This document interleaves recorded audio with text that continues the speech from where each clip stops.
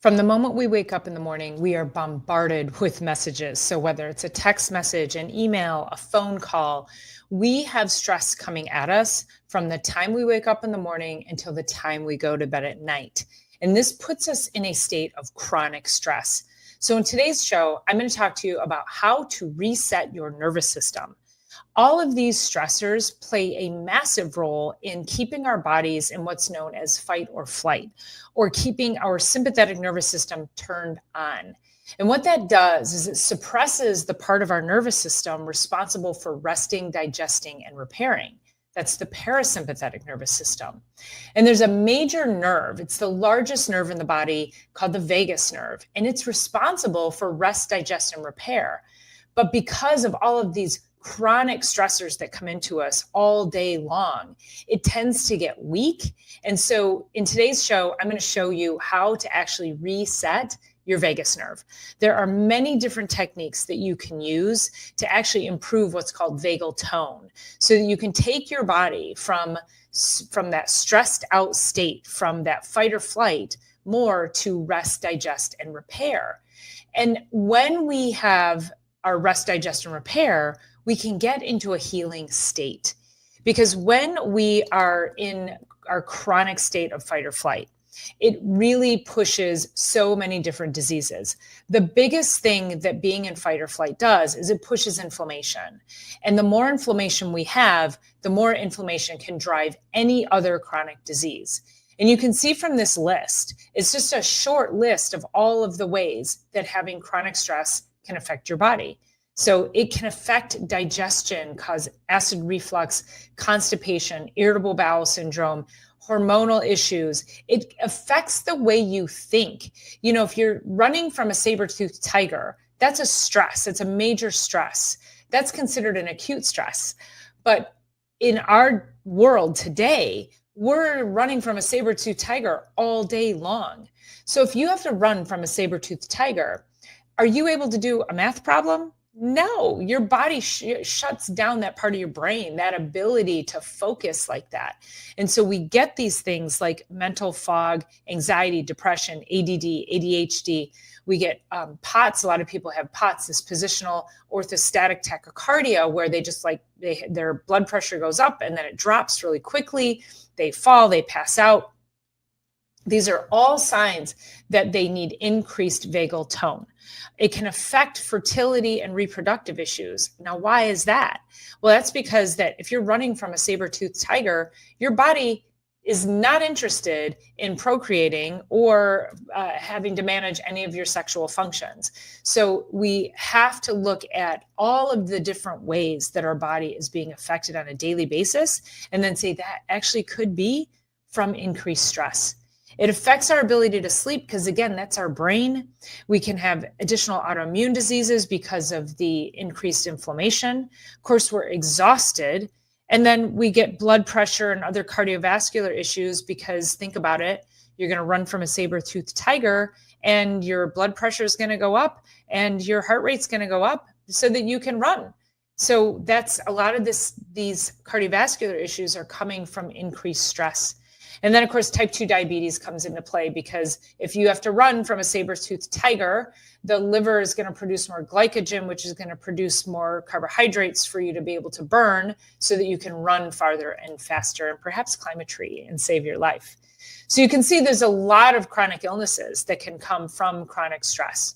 And so it's important to understand the vagus nerve and what its role is in the body. Now you can see from this graphic that it starts at the top of the head and there's one branch that comes out from each side of the brain. It's the largest nerve in the body and it goes down and it encompasses everything. It comes all the way down through the neck, across the carotids, goes down into the lungs, into the heart. And you can see that it just webs itself around all of your vital organs. In fact, vagus is actually, it comes from the word vagabond. So it just goes everywhere.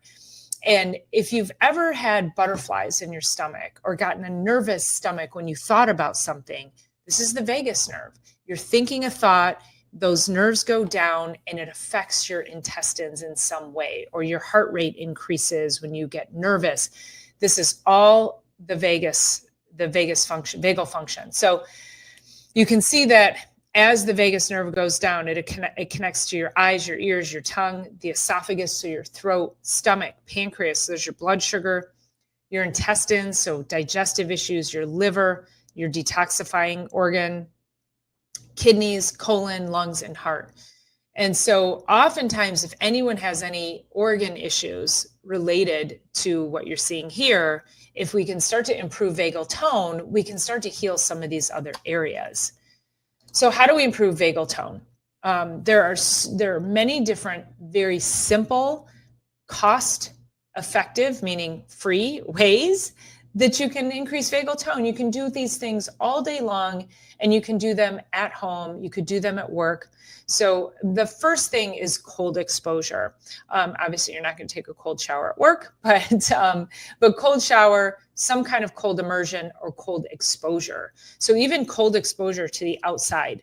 If something's going on at work and it's causing you some stress, you could actually go out in the cold and stay out there for a minute or two, and that cold exposure will actually override your stress, and it will trigger more vagal tone and help you back into rest, digest, and repair. So anything cold, you can see, so cold water on your face, compresses to the eyeballs. I keep the little gel packs in my refrigerator, and I put those on at night before I go to bed, and I do some breathing exercises, which I'm going to share with you here in a minute. Ice water to the face, an ice pack to the neck. So because the vagus nerve comes down through the carotid, you could actually put an ice pack on the front of your neck across your carotid arteries, and that will actually stimulate vagal tone. Balloon blowing. Keep a balloon with you at work, and maybe just blow up that balloon once an hour. And that blowing will actually help your nervous system to start to calm down. It will create more of a controlled breath. The thing is with breathing and helping the nervous system is it's the exhale that takes you into more vagal tone. The inhale creates more sympathetic response, so more fight or flight. So you're going to take that inhale, but then a longer exhale, and you can see here prolonged expiration breath work. And what that means is that if you breathe in on a count of 4, you'll want to exhale on the count of 8 or even 10. And having to blow up a balloon is a great way to slow down your exhalations and really start to trigger more vagal tone. Now, Valsalva maneuvers are interesting. So what that means is it's not just holding your breath, but it's holding your breath and pretending you're going to exhale. So you would breathe in and you would feel all your organs bearing down. So you're trying to exhale, but you're stopping the exhale. So you could inhale on a count of 4, do a Valsalva on a count of 4, and then exhale on a count of 8. So the combination of the Valsalva with that longer exhale will increase that vagal tone. And of course, yoga, meditation, humming, singing, those all somewhat go together. Sometimes they'll be chanting in a yoga class. Yoga and meditation go together quite lovely. Infrared sauna. So this morning, I did a hot yoga class in an infrared room, and it was much like a HIIT workout. So there was, movements and then rest periods. So HIIT is going to be you're moving, you're getting your heart rate up, and then you stop and you rest. So there was a lot of that. And so I got a lot of this increased vagal tone just in that 1 hour. And then when I was done, I went to the shower and I took a very cold shower. And then when that was done, I got dressed and I just went outside, and I didn't have my coat on. I just went out and I got the cold exposure. So I had breathing, yoga, meditation, the infrared sauna, and then the cold after. So my whole nervous system got a nice dose of some rest, digest, and repair today.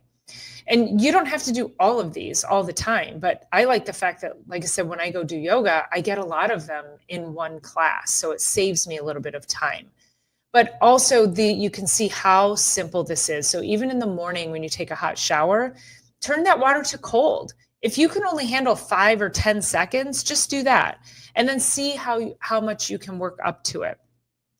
I have a daily affirmation that I do every morning. So I turn the cold shower on and I say my daily affirmation. I don't know how long it takes me. I'm going to guess maybe it's probably 2 minutes, but sometimes I can stay in there longer and sometimes I can't. I'm more likely to be able to do that in the summer in my morning showers when it's hot outside. But in the winter, it's a little more difficult. But I try to do other things that will help. So like I say, the cold compresses on the eyes are really beneficial, especially right before you go to sleep. So the more of this you can do close to bedtime, then the more you're going to be able to optimize your sleep routine. And then the last thing that is my favorite is just, I call this my nighttime prep. Get yourself a journal. And the beauty of this is that if we want all of that vagal tone before we go to bed, so I just gave you a whole bunch of things to do before you go to bed. But now if your brain is still filled with what do I have to do tomorrow? Oh my gosh, I had it out with a coworker today. You're ruminating from the day, and then you're wondering about what's going to happen tomorrow and the conversations you have to have. So having a journal next to your bedside is just key to making sure that you do what I call a brain dump. So take everything in your brain from the day, dump it into that journal, and then you can also dump in there what you want to see happen the next day, how you want the next day to unfold for you. And if you really start to practice gratitude within this journal, you understand that you really have no bad days anymore. They're just bad moments.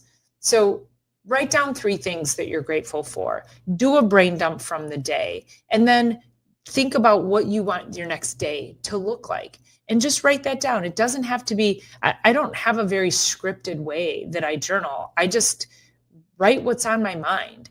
But I always end with what I'm grateful for. And then I always put what I want to see, what I'm grateful for the next day, how I want the next day to roll out. And I always end it with tomorrow will be another amazing day. So affirming these things also, the more positive we can keep our brains, the more gratitude we can fuel ourselves with, the more our nervous systems will be calm and relaxed, because it's hard to be stressed out when you have gratitude. Gratitude is one of the highest levels of mindset that we can be at. And so if you're practicing gratitude, you're really tapping into how to keep your nervous system in balance. So, all right, I hope that was helpful for you. If you like this video, please go ahead and leave a comment below. Let me know, what do you like to do to reset your vagus nerve? And just remember, you don't have to do all of them, but pick 1 or 2 and do them each and every day throughout the day. They're quick, they're simple, and they're free. So, all right, thanks for being here. I hope to see you on the next one. And please share this video so we can continue to grow this channel.